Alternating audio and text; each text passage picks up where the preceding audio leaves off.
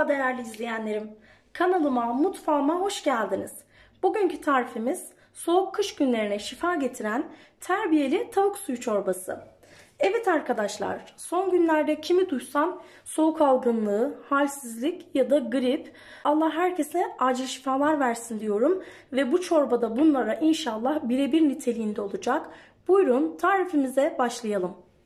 Evet, öncelikle 5 adet yıkadığım tavuk bagetim var.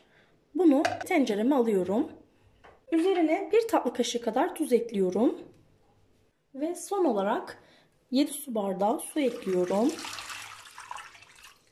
Ve tavuklarımızı orta ateşte pişmeye gönderiyorum. Evet değerli izleyenlerim, tavuklarımız pişti.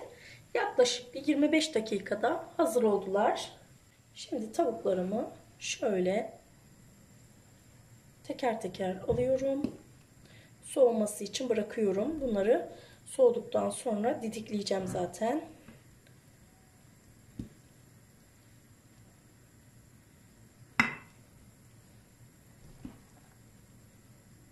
Harika pişmişler, görüyorsunuz. Tam 25 dakikada çok güzel pişiyor tavuk bagetler.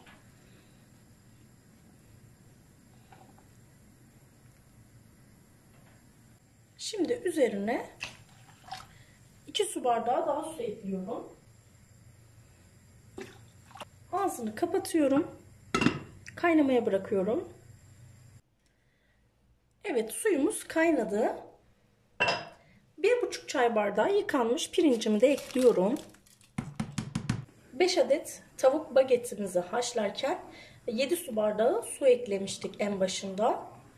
Daha sonrasında tavukları içerisinden aldıktan sonra, piştikten sonra suyumuz kendini çektiği için 2 su bardağı daha su ilavesi yaptık. Görüyorsunuz tavuğun yağını, o kadar lezzetli ki.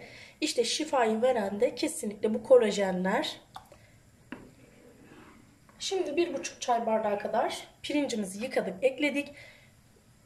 Ve şimdi gribe o kadar iyi gelen baharatlarımızı ekleyelim ki şifalanalım inşallah. 1 çay kaşığı tepeleme karabiber, yarım çay kaşığı da zerdeçal ekliyoruz. Bütün griplerin, virüslerin düşmanı bu iki baharat. Karabiberin o koyu rengini de kırıyor zerdeçal. Hem de inanılmaz bir şifa deposu. Çok şifalı baharatlarımızdan. Gribal enfeksiyonlara, astıma, soğuk algınlıklarına çok iyi geldiği söyleniliyor. Şöyle ağzını biraz kapatıyorum.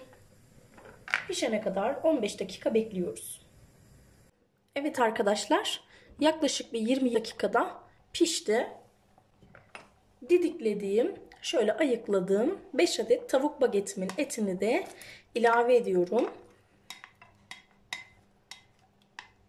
Sizlere şu anda katı gözükebilir ama içerisine de 3 kepçe yoğurt girecek. Çorbamın altını kısıyorum. Şöyle 3 kepçe yoğurdumu biraz özüyorum, açıyorum. Çorbayla buluşturmadan önce.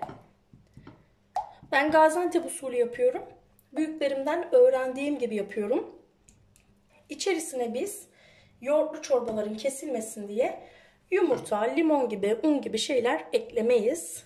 Çok iyi özenmiş bir yoğurt hiçbir zaman kesilmez. Ve sıcak soğuk dengesini iyi yakalamak, iyi dengelemek çok önemli. Soğuk yoğurdu sıcak çorbanın içerisine hiçbir zaman eklemiyoruz. Evet, yoğurdun kıvamını, şöyle açtığım kıvamını sizlere göstereyim. Bakın görüyorsunuz. Hiç su eklemeden 3 kepçe yoğurdumuzu karıştıra karıştıra cıvıklaştırdık, açtık. Homojen hale getirdik. Evet, şimdi yoğurdumuzu eklemeden en önemli püf noktası. Yoğurtlu yemeklerim, yoğurtlu çorbalarım kesilmesin diyorsanız, lezzetinden hiçbir ödün kaybetmesin diyorsanız bu aşamayı dikkatle izlemenizi tavsiye ederim. 1 kepçe çorbamın suyundan alıyorum. Şöyle yoğurdumu içerisine ekliyorum. Hızlı bir şekilde karıştırıyorum. Yoğurdumu ılıklaştırıyorum ki sıcak çorbanın içine girince kesik kesik olmasın, ekşimesin diye. Havasını alıyorum. Yine karıştırmaya devam ediyorum.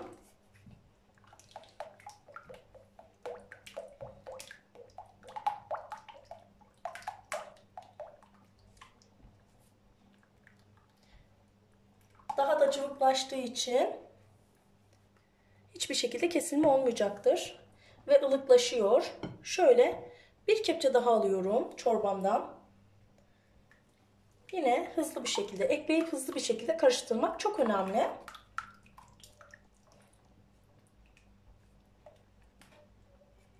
Çorbanın bütün suyunu yoğurt terbiyesiyle ayrı bir kasede buluşturdum yani. Bir kepçe daha alıyorum. Yine yoğurdumu şöyle açıyorum iyice. Yoğurdumuz gördüğünüz gibi çorba kıvamını iyice aldı. Bakın. Şimdi bunu çorba tencereme ekleyerek altı kısık ateşte şu anda tenceremin.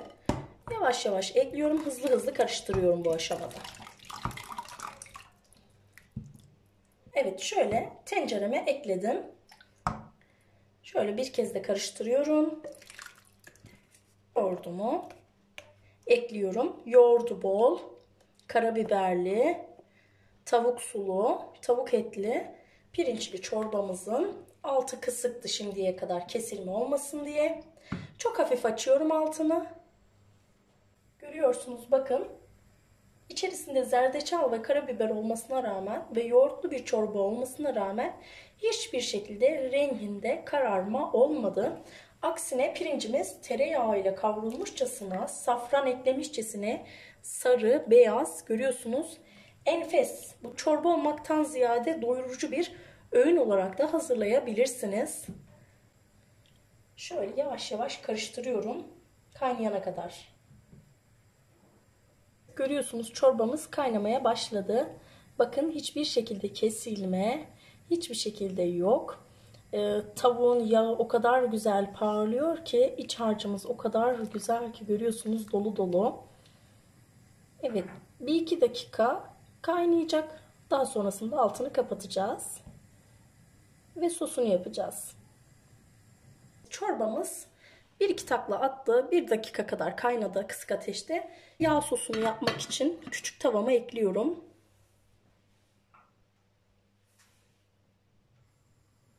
Üzerine yarım çay bardağı sıvı yağ ekliyorum, zeytinyağı. Evet, ısınan yarım çay bardağı yağımızın içerisine 2 tatlı kaşığı kadar kuru nane eklemesi yapıyoruz. Ve altını kapatıyoruz yanmaması için kuru nanelerimizin. Evet, çorbamızı şöyle kaseye ilave ettim. Şimdi sizinle hazırladığım şöyle nane yağ karışımından da üzerine ekliyorum. Geri kalan yağımı da tencereme şu şekilde ekliyorum. Çorbamız hazır arkadaşlar. Kış aylarının bağışıklığımızı düşürdüğü bu günlerde çocuklarınıza, hastalarınıza şifa niyetine yapabileceğiniz hem lezzetli hem de tek başına bile doyurucu tavuklu terbiyeli çorbamız hepinize şifa olsun. Şöyle sizlere de göstereyim. Rengi, dokusu, kıvamı efsane arkadaşlar. Dumanı üzerinde gerçekten lezzetine tam puan vereceğiniz kalitede bir çorba oldu. Harika. Bakın tavuk parçalarını, pirinçlerin pişimini görüyorsunuz, tane tane pişmiş. Çorbanın kıvamına diyecek yok zaten. Enfes oldu. Evlerinizde hastalarınız varsa, direncinizin düştüğü zamanlarda bu lezzetli, pratik çorbayı tek öğün olarak bile tükettiğinizde doyurucu olabilecek bir tarif. Hemen yapın, deneyin derim. Evet arkadaşlar, hastalıklar uzak, sağlığımız daim olsun. Deneyenlere afiyetler olsun. Bir sonraki lezzetli tarifimizde görüşmek üzere. Sevgiyle kalın.